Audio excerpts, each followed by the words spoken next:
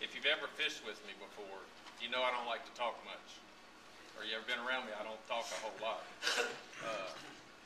But I think God's been kind of working in my life the last year or so, where he's kind of put me in these positions where I have to kind of speak about him a little bit more. So when Al sent me the email, I said, well, maybe it's one of those times, you know, that he's putting me in this spot. And just real quick on that, kind of how we got on this topic, Al said, would you want to talk about which bait you fish best? And I replied back, and for me, my go-to bait is the crankbait. And I said, but really I think my best bait is the way I think about tournament fishing. And I think that helps me more than anything else. And Al said, well, I'd like to hear about that. So that's how it kind of happened. Just a couple Bible verses real quick that I think relates to our life and to our fishing and to our club. The first one comes from 1 Corinthians chapter 9, verses 24 through 27. And we know we've heard this a lot, but it says, don't you realize that in a race everyone runs, but only one person gets the prize, so run to win. And that's my approach to tournament fishing. You know, we're all running a race, but you know, I want to win. You know, and I think you can win in a way that brings glory to God. All athletes are disciplined in their training. They do it to win a prize. Same thing goes with fishing. You know, you can't just show up on tournament day and go, I'm here to win. You know, you got to put your time in pre-fishing, planning, making preparations in order to win. So, I discipline my body like an athlete, training it to do what it should. Otherwise, I fear that after preaching to others, and this is, of course, Paul, I myself might be disqualified, which, you know, being a Christian and fishing, the same thing applies. You know, you should fish hard to bring glory to God, just like you should witness to other men to bring men to Christ. I know there's two different prizes for both those things, of course, and I'm not saying they're the same, but I think they should have the same attitude. So after Al sent me this email, my wife said, you're doing what? I mean, and I know all y'all's wives would say the same thing, you know, you're going to tell them your secrets? And I thought to myself and said to her, I said, you know, and I guess I've mellowed a little bit over the years, but, you know, we're a group of Christian men, and we should share information with each other to help us all become better. And how ironic Randall's here tonight, because a long time ago, Randall was president of another club, and he said, this is going to be our verse for the year. You remember that, Randall? I do not remember that. Okay. It was from Proverbs 11:25, and it says, a generous man will prosper, but he who refreshes others will himself be refreshed. And after that meeting, I Googled it, taped it down, put it up on my computer. And I just try to always I struggle with this like everybody else, but I know part of what we're all here for is to help each other become better. And if we help each other become better, we'll become better. So, that's the devotional side of it. But moving on, mental aspect of tournament fishing. Is this you? You always have fish on your mind, but is your mind always on fishing when it matters? When you're out on the water or preparing for a tournament? And I don't know about you guys, but I struggle with that. You know, I sit at work and we may look at the Bass Pro Shop magazine and all these things, but I notice sometimes I'd be out fishing and it's 10, 11 o'clock in the day and I'm thinking about Whataburger or something. When if I'm there to win the tournament for 8 hours a day, I need to be focused on what I'm there to do. So that's kind of where this comes from. And I kind of break down the mental side of preparing for tournaments two ways. One is, what did you do? And what I mean by that is, and look, and if anybody wants to have a comment or if I ask y'all to raise y'all's hands, I just kind of want to see where I'm at. How many of y'all have a book like this? where you write down every time you go fishing all the conditions. Show of hands. The biggest mistake that you're making, I hate to tell them that, but that's true. If you don't have a book like this, you're wasting a lot of your time, is the best way I could put it. Because I always start every time I go fishing with this little book right here. And I'm going to read from the book. And, well, before I do that, let me tell you. And you might can help me on this. This is what I write down. Date, temperature, water temperature, wind, water level, clouds, how, where, and how deep did I catch the fish? What baits worked? What baits didn't work? What baits should I have tried? You cannot record too much information, and you want to record the information as soon as possible. And I started this back in, and I'm telling you, if you don't walk out of this from place with anything else, buy you a book like this, okay? And you start writing it down. I started this in 2004. And I'm going to read you this just to show you how far I've come and how far I need to go. February 21st, 2004. Water temperature 60 degrees. High for the day was 70, low was 50. Sunny. And look, and I didn't do a good job. Spinner bait, I put a question mark, which means I do remember the date. We didn't catch them on spinner bait. Crankbait, chartreuse and blue, brush hog, June bug. We caught them on that. This is a little note I made for myself. Dark water, dark bait. And you hear all these things, you go, well, I know that. But we're all guys and we're all human, and we can't remember stuff. Just like 2 or 3 hours after today, y'all won't quite remember what I said, just like that's just human nature.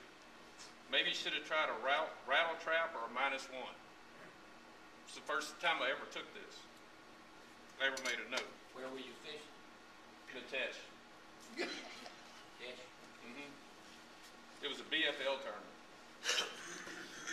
So I'm going to go to last year, and this really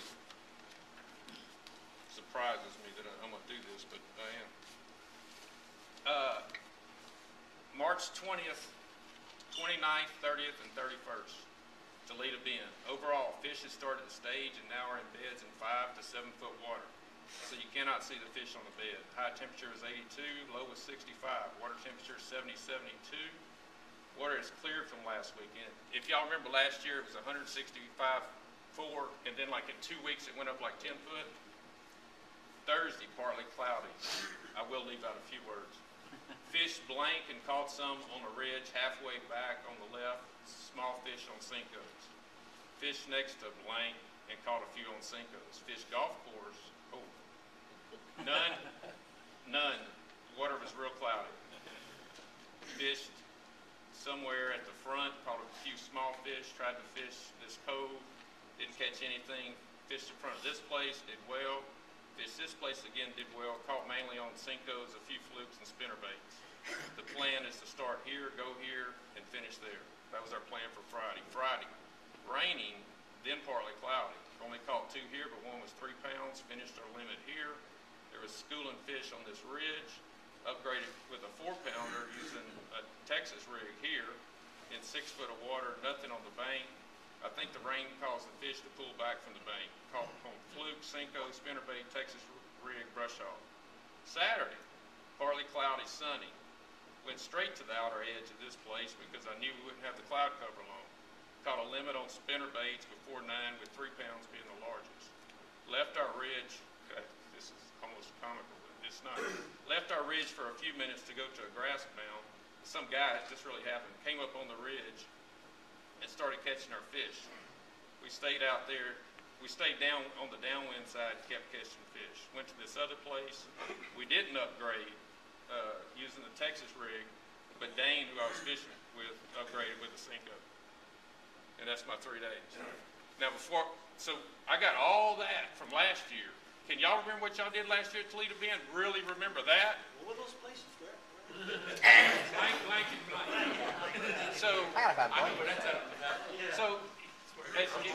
and I only say all that to say, this is how this can help y'all. Because you can never remember those subtle details So before I even go up to Toledo Bend, I'm going to be ready because I'm armed with this. And every tournament that I ever fish, every time I pre-fish, almost ever, I do this. So it helped me at the test. It helped me at the test because the year before, I caught them the same way 2 years in a row, which is not necessarily a good thing. I don't reckon. Different places, but the same kind of technique. All right. Is that true, Lawrence? That's right. Okay. I don't do it every time, but I want to. But I've been doing it for a few years. But it does. I mean, before I go anywhere, I'll look and see what I did last time and what worked. It's just a good starting point because your memory can't remember all that, especially places like Toledo Bend because the water temperature. It's just the temperature, the cloud cover, this and that, and that's what you don't remember.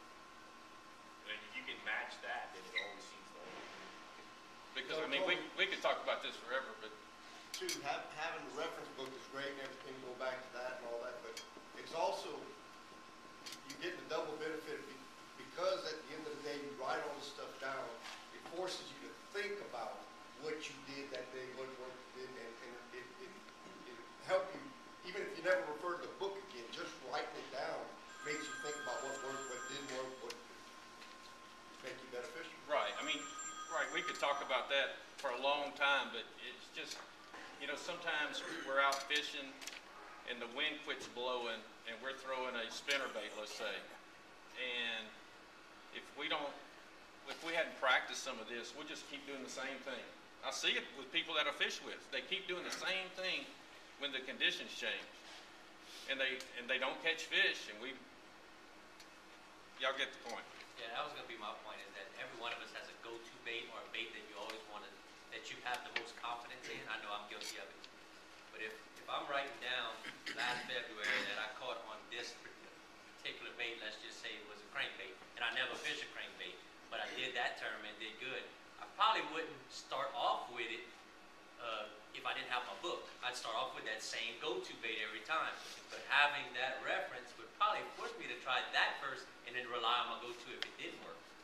Yep. That's what I think it would help. So from a mental side, Al's the one who really wants to know this, is you got to write down what you did so you can get ready for the next time. But the second part, which I don't mean to keep y'all here too late, I kind of talked a little more longer on that than what I wanted to, is you got to decide what you're after. You got to decide why are you fishing. You go, well, I'm fishing to catch fish. And I break it down this way, or once I start writing this down, there's 3 reasons that I go fishing. And y'all gonna laugh. Fun, just to have what I call fun fishing. I want to have fun all the time I go fishing, but fun fishing is just going out. Just to say we're going out. No tournament, no nothing, I'm just kind of going out. Pre-fishing and tournament fishing. And so you have to, I say you have to, I'm talking to myself, I really don't feel qualified to even do this, but you have to make sure your actions, what you're doing out there, equals your expectations of what you're trying to accomplish. So if I'm going fun fishing to me is when I want to go out, I want to learn how to fish a crankbait, I want to learn how to fish a buzzbait. I'm going to go out and just practice certain baits that I may never use just so I can try to learn them. And there's several ways to do that. You can go do it out fishing. The best place to do it's in a swimming pool. If you've never fished in a swimming pool, I encourage you to do that before you go to Toledo Bend, because I'm guessing most of y'all are going to be fishing some sort of Cincos, wacky worms, all that good stuff. And a common mistake that I see people make is they throw it out there and they're so impatient it never even gets to the bottom.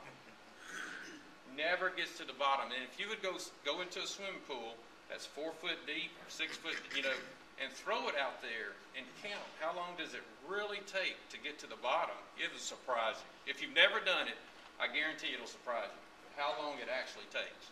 So a lot of your fun fishing can be done just right in a swimming pool.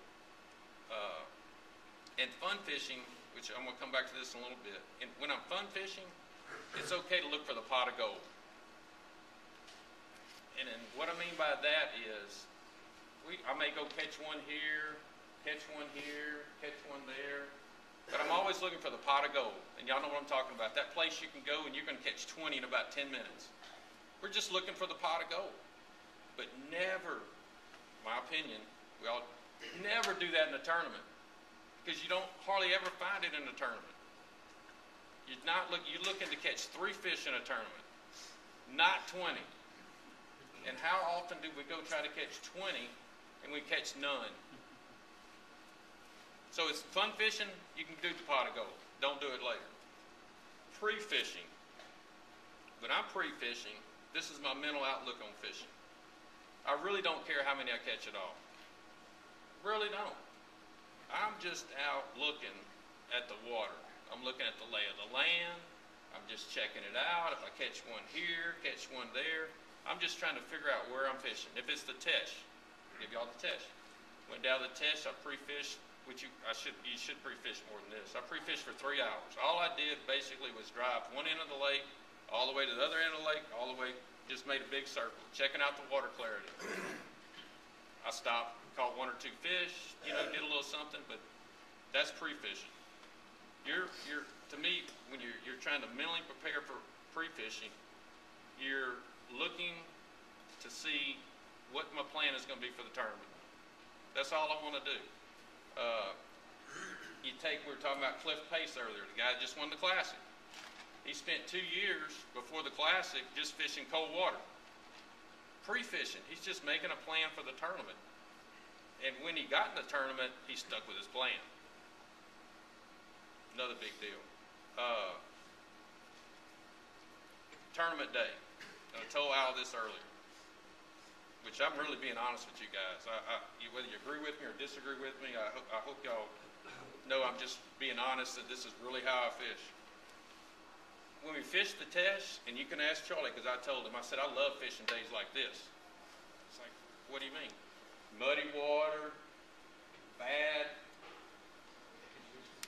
conditions, because how many of y'all really didn't think you were going to catch fish that day? Be honest. A lot of y'all knew I'm going to struggle today. Well, if I got half the crowd struggling, I'm already halfway up the leaderboard, because I know I just got to go catch 3 fish. And if you set your mind at, forget what the conditions are. Conditions don't matter. You just got to catch 3 fish. Because you look at this weekend, Gene's up at Toledo Bend. It's 32 degrees. 42 pounds won the tournament. And that's what's in my mind. You can always catch fish. I don't care what the conditions are.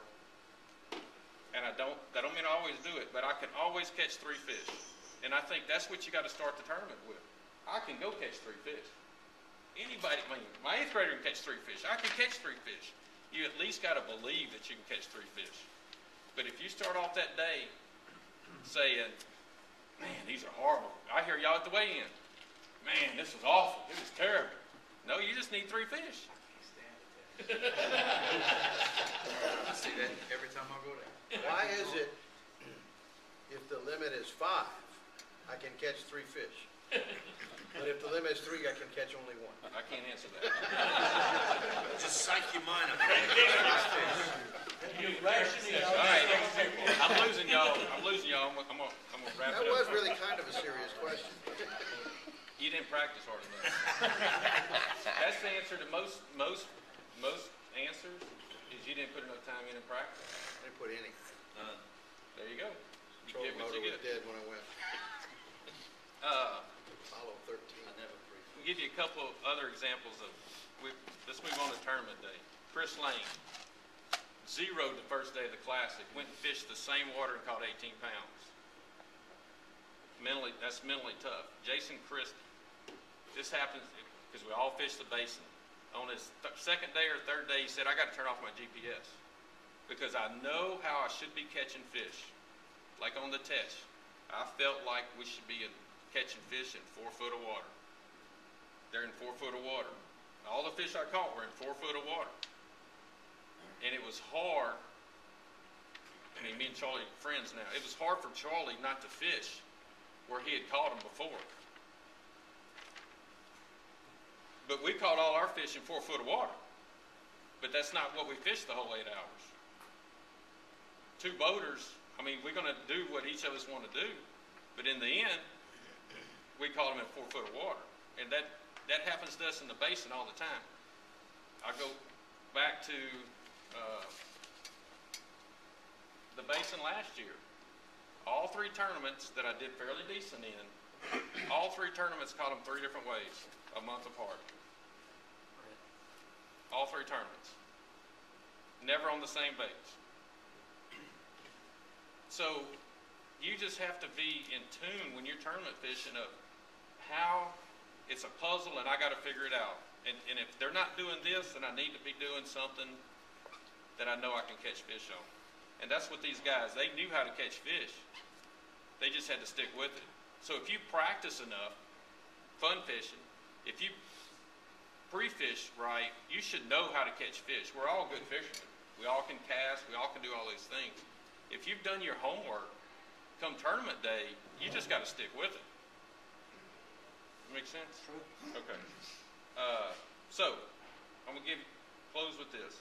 Some of the advice, when I started this little book here, there's this guy that kind of took me under my wing and shared with me for 2 or 3 years, carried me around to a bunch of different places. Really good guy, my mentor, if you will. And he's the one that told me that. Tony, you can only catch 1 at a time. Because I used to be that way. I got to catch 5. You can only catch one at a time. You catch 1, then you worry about 2. You catch 2, you worry about 3. In the beginning, I didn't worry about size, especially here. It's 12 inches. I just want to catch 3. I don't care if they're on paper. I just want to catch 3. And then now I've kind of moved up to I want to catch 3 keepers. And there's certain baits where I feel like I can catch keepers. And there's certain baits where I feel like I can catch paper fish. You know what I'm talking about, Lauren? Yes, sir. Yeah, you know, so, but all this comes with practice and learning. It's not automatic. And this is what he told me. He said, when you're out fishing, visualize every cast. The location, the speed that you're going to fish with, setting the hook and putting the fish in the boat. Every cast, you need to do that. I'm throwing it, I'm reeling it. Right. I would just add to you when you finish. Every cast expect to catch a fish. That's what I learned, because sometimes you'll be fishing, you just throw it, just going through the motions. Because your mind wanders. Right, and it's like every cast I gotta expect that I'm gonna get a bite when I make that cast. My partner made a big impression on me this weekend. He said, next cast, you get 10 pound back. He said that, he must have said that a dozen times. Next cast, you get 10 pound back. Get ready. And when you catch that fish, this is what it. I know people that I fish with have struggled with this, so I hope this will take. And it took me a long time and I'm still working on this. When you catch a fish, when you get that bite, this is what I call turn your computer on. Because so often I've had a partner catch a fish and reel it in the boat, and I said, well, how fast was you retrieving? How deep was the water you catch them in? Where was the location of the bite? And they can't answer those questions. It happens to all of us. You catch that fish and you get in the boat and you go, now, it was over there, but is over there 2 foot of water? Or was it right there where there's 4 foot of water? It's a big difference where you got to, on that bite, you try to catch it and you try to visual. I mean, it's a lot, but you want to lock into where exactly that fish hit. So you can do it again. And I think that's the secret of it, is you find these little patterns and you repeat them throughout the lake or the basin or wherever you're at. Last thing tournament fishing is fish your pattern, stick with it, trust yourself. If you know how to catch fish, go out and catch them. Stick with where they're supposed to be. I'll take Chris Lane, He knew he was doing the right thing. Sometimes it don't work out. It just doesn't. But don't go run yourself all over the lake trying and guessing new things on tournament day. You shouldn't be in that position on tournament day. You should be pretty dialed into what I'm going to do all day long I'm gonna be 2 hours here, I'm gonna be 3 hours. Now, I don't mean you don't make adjustments, you know, then I'm gonna move here for a couple hours, and during the day, you may have to adjust that, but you should have some sort of basic plan when you're going out there. And this also came from my buddy, which this is co-angler tournament advice. Take it for what it's worth. 4 things. Downsize from your angler. Never throw at where your angler throws. And I promise you, I watch people do this all the time, and they don't mean to. It's I cast, they cast. I cast, they cast. And it gets into a rhythm, and they're throwing at the same tree I'm throwing. Then I throw at this tree and this. I'm not going to say anything. That's just, I'm not. But when you're casting as a co-angler, you should be watching where that guy's fishing. So you'll know if he's throwing there, I'm staying away from him. And if you get a piece of cover, this is for anybody, but throw it the same cover all the time. Throw it the same piece of cover several times. And here's the biggie. And even though I don't talk much, I hope my guys that I've ever fished with will say this about me. This is big. Real big. Keep your partner in a good mood. Keep your partner in a good mood. And that goes for both of y'all. Because it's hard to be focused for 8 hours trying to figure out these fish, especially if you're not catching them. So it's good to try to consciously keep each other in a good mood. You know, I know Doc does this little thing, pole in the water, to try to wake up people. What's he call that? Wake them up. Yeah. You know, but it's real good to try to keep each other in a good mood. So I hope that was beneficial. It was helpful. You know, I do have any questions, not like I could answer them. Okay. Can you call Kemp and you can give me more days off the track? And look, I made copies of these if you want them. But this is some of the best stuff I've ever read. It's on the FLW website. You go to the FLW website and you Google this guy. I mean, this article is from 2003. And that's kind of where I stole this thing from, is you always have fish on your mind, but he is a performance psychology and tournament fishing. He's a doctor. And I'm telling you, just some real good stuff on getting your mind right for fishing. So, I'll pass it out. I'll pass it out. What's the hours of your swimming pool that we can come over? anytime. You're welcome anytime. As long as you show them what you're doing. Who wants fun on this road? Are you passing out journals or not? No. Is it for sale? No. I don't want to look at him. He's passing out journals.